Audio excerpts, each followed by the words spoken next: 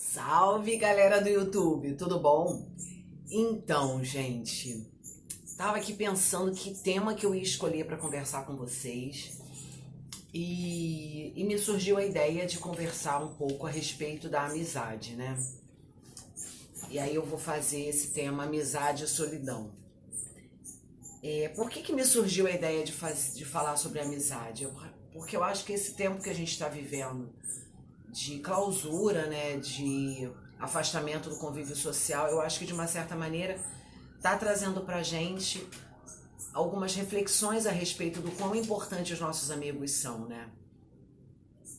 O quanto a gente sente falta do contato diário, né, presencial dos nossos amigos, né?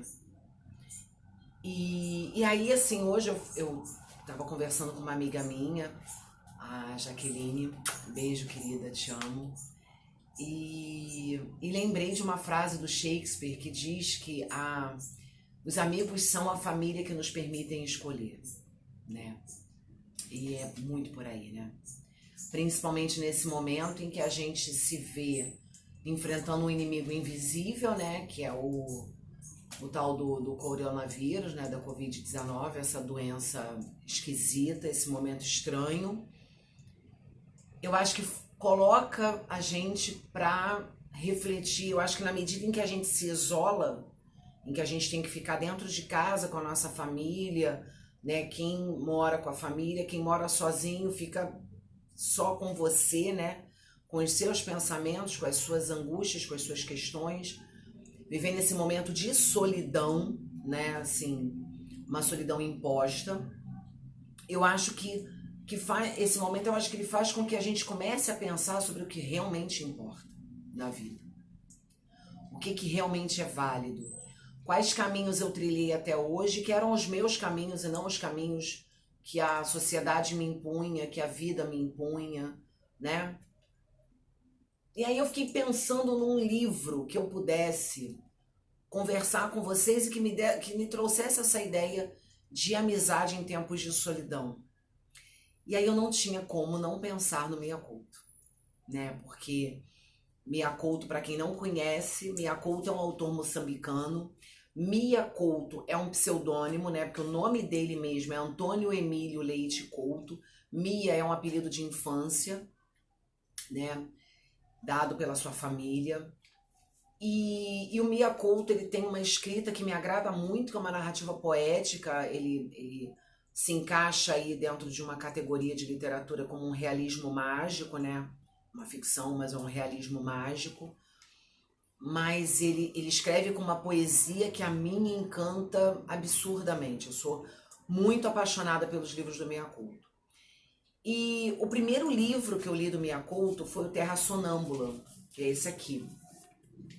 Ele foi publicado em 1992, aqui pegando a minha cola. Ele recebeu diversos prêmios, dentre eles ele ganhou o Prêmio Nacional de Ficção da Associação dos Escritores Moçambicanos, e ele é considerado um dos 12 melhores livros por um júri de literatos do Zimbábue. E eu acho que esse título é formidável, Terra Sonâmbula. Se a gente parar para olhar, e essa é uma reflexão que eu estou fazendo ao longo dessa quarentena, se a gente parar para olhar o mundo que a gente vive num mundo de sonâmbulos, né? São poucas as pessoas que já estão, quer dizer, vou corrigir. Não são poucas, mas algumas pessoas já despertaram, mas não são todas as pessoas que despertaram para esse sistema que a gente vive aprisionado, né? Para a toxicidade desse sistema que a gente vive aprisionado, de competição, de guerra, de medo, né? Se a gente for parar para pensar, nos filmes que são divulgados ou nas músicas que são divulgadas, se a gente começar a atentar para isso, a pôr reparo nisso, a gente vai ver a quantidade de filmes que são feitos com o intuito de atemorizar quem está assistindo, de angustiar quem está assistindo. E aí eu começo a pensar em qual benefício se tira disso tudo. Qual benefício para a Terra tem um grupo de pessoas atemorizadas, vibrando no medo, no temor, na angústia, na tristeza? As músicas que... E aí, gente, eu respeito todas as músicas, tá? Eu tô aqui fazendo as minhas reflexões. Mas por que tanta música de sofrimento? Por que não? Agora até tem uma leva de compositores brasileiros fazendo umas músicas mais leves, né? Umas músicas, aquele menino Vitor Clay, né? Tem aquela música do Sol, ou que fala de amor, que fala de coisas boas, que fala de encontro, dessa magia que é o encontro entre amigos ou entre amores, né? As meninas também, aquela Ana Vitória, é Ana Vitória, né, o nome? Também com uma música legal, que te bota pra cima. Porque se a gente for parar pra pensar, não faz... E aí são os cientistas também que estão falando, tá? Não sou só eu. Alguns cientistas, alguns psicólogos, alguns psiquiatras falam da necessidade que a gente tem de encontrar refrescos na nossa vida, de encontrar pontos na nossa vida para que a gente eleve o nosso pensamento, para que a gente fique bem, para que a gente vibre coisas boas. E isso só vai fazer bem para a gente e para o mundo. E aí, quando eu penso nesse título, Terra Sonâmbula, eu penso nisso. Sempre me remete a isso. A esse mundo de sonâmbulos que ainda estão presos a um sistema, que ainda estão presos a programas como Big Brother, em que as pessoas assistem para ficar com raiva de alguém. Pra quê? Pra que a gente perde o nosso tempo ficando com raiva de alguém? Ou as novelas. E eu assisto novela, tá, gente? Eu assisto, eu gosto da narrativa, eu amo literatura. Então, algumas novelas eu assisto. Mas existem novelas que você vê que o mal ali é colocado de uma forma implacável. E se você começa a entrar nessa vibe, você fica com raiva da personagem, ao ponto que algumas pessoas batem nas atrizes e atores na rua, que não conseguem dissociar a personagem do ator ou da atriz. Então, eu penso que nesse período de quarentena, eu acho que é uma grande reflexão que a gente tem que ter, sabe? Uma grande reflexão para a nossa vida. O que eu estou vibrando? Quais são as pessoas que eu estou atraindo para serem meus amigos?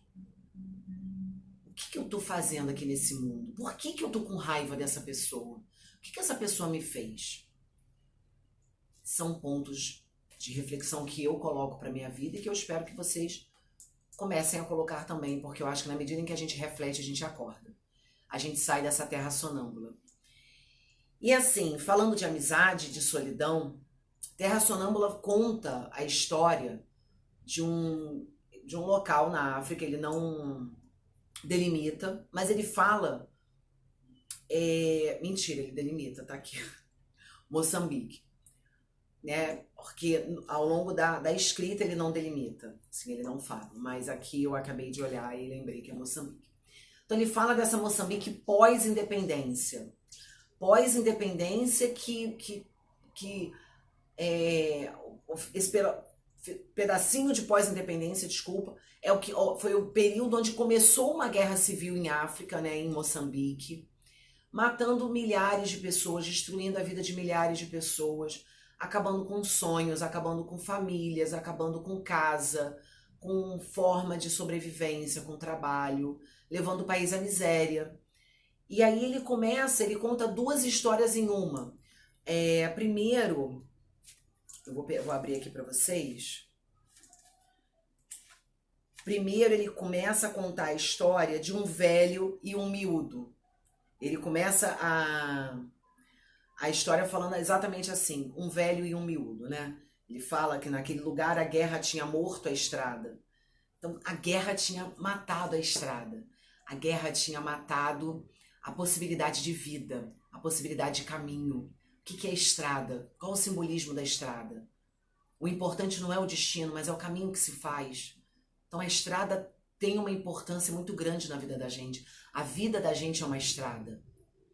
Então se a guerra tinha matado, inclusive a estrada, ela matava as possibilidades de caminho, as possibilidades de mudança, as possibilidades de renascimento, de vivência de sonhos.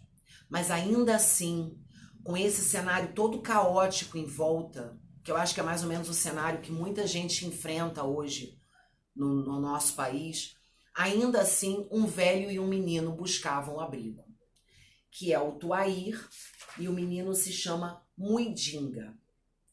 Pois bem, eles estão solitários, eles não eram parentes. O Muidinga, ele tinha sofrido uma doença muito severa, os seus familiares haviam morrido, e o Tuair começa a guiar esse menino ao longo dessa estrada. Eles encontram um ônibus repleto de pessoas mortas, e dentro desse ônibus, não, mentira, fora desse ônibus, quando eles vão enterrar algumas pessoas, tirar, porque o Muidinga ele se incomoda muito com a agonia, com aqueles corpos todos dentro do ônibus, carbonizados, e ele pede por favor ao Tuair para eles enterrarem essas pessoas.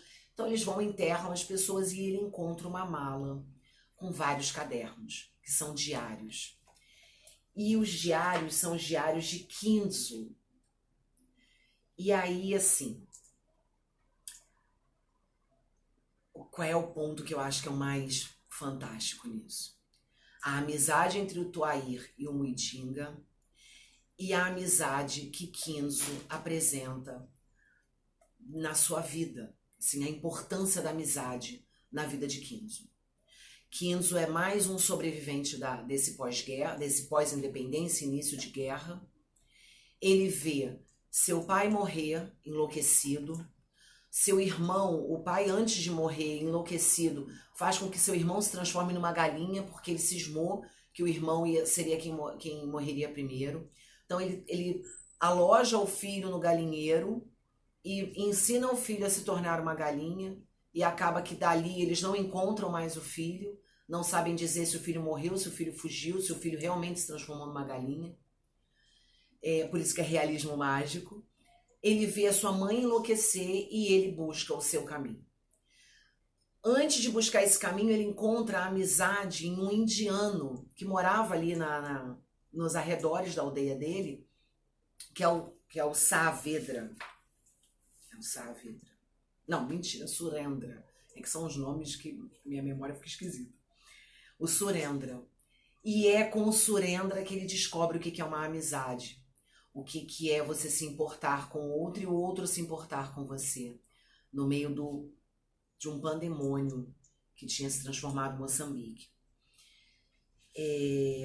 A amizade, gente, a amizade para essas personagens foi o que fez com que elas se mantivessem de pé e com sonhos, apesar de todo o transtorno vivenciado na vida delas.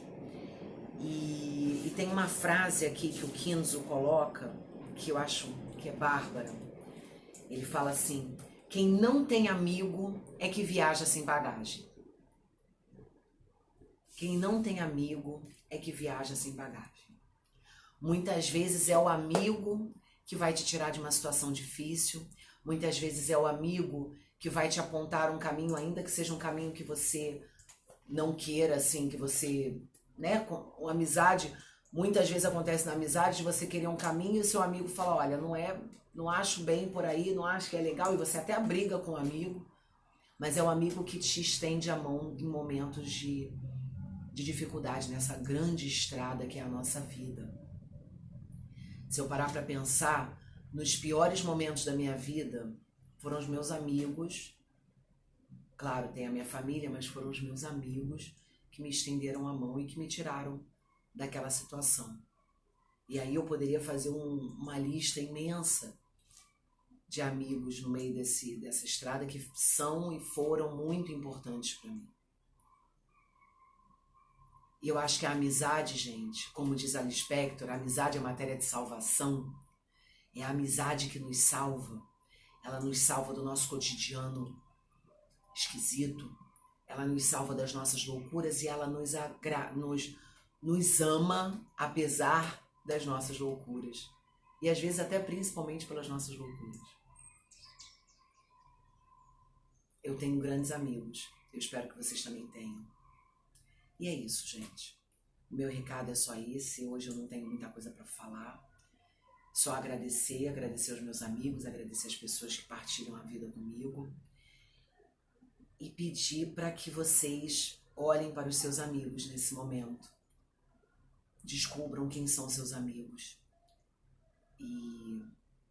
E mesmo que virtualmente, encontrem seus amigos e digam para eles o quanto eles são importantes para vocês. Porque eu acho que é quem salva a gente, quem anima a gente em momentos de dor. É uma leitura fantástica, fantástica. É uma leitura doída, porque joga na cara da gente toda a dor de uma guerra, né? Que eu acho que é uma coisa que o brasileiro... A gente vive uma guerra civil, né? Entre tráfico e polícia, mas a gente não viveu uma guerra como Angola, Moçambique, como esses países de África e como Síria, né? A gente não viveu isso, graças a Deus, né? Pelo menos no meu tempo eu não vivi isso, né? Mas é uma leitura que eu acho que vai dar pra gente a dimensão do quanto estar disposto a ajudar o outro e estar disposto a ser ajudado pelo outro faz toda a diferença na nossa vida. É o que fica. É o que fica. É o que nos salva, é o que nos alenta, é o que nos transporta, é o que nos envolve em bênçãos, em amor. E aí, só pra gente fechar, né, para lembrar de novo o título, vamos ficar atentos ao que a gente assiste. Vamos tentar manter a Terra, o nosso planeta e a nós mesmos numa aura de paz. Claro, a gente precisa se informar, mas a gente não precisa ouvir sofrência o dia inteiro ou assistir noticiário de morte o dia inteiro ou ver filmes de morte o dia inteiro. Vamos encher a nossa cabeça, o nosso sentimento, a nossa energia de coisas boas. Porque eu tenho certeza que a gente vai atrair cada vez mais coisas boas. Não só pra gente, mas pra comunidade onde a gente vive, pra cidade onde a gente vive, pro país onde a gente vive e pro planeta onde a gente vive. Tá bom? Esse é o meu recado. Espero que tenha gostado, que não tenha sido muito longo, que não tenha sido chato. É isso. Beijo de lua e de sol e de todos os astros e de toda a energia maravilhosa que existe nesse orbe. Tá bom? Amo vocês. Beijo.